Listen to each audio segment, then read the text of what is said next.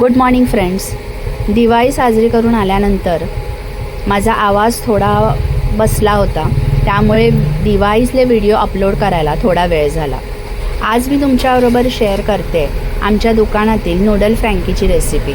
त्यासाठी सर्वप्रथम आम्ही नूडल गरम करून घेतो. त्यानंतर रोटी अमूल बटरमध्ये व्यवस्थित फ्राय करून घेतली जाते.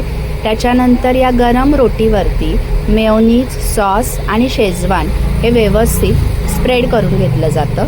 त्यानंतर गरम केलेले नूडल्स आणि थोडा कांदा आपण यामध्ये वापरतो. हे गरम नूडल्स रोटीवरती ठेवल्यानंतर फ्रँकी मसाला वापरला जातो आणि त्यानंतर थोडासा सॉस. पण आज आपल्या कस्टमरने आपल्याला थोडा एक्स्ट्रा सॉस सांगितल्यामुळे आपण त्यावर एक्स्ट्रा सॉस घातलेला आहे. आपल्या नूडल फ्रँकीची अमाऊंट आहे 40 रुपये. Thank you friends.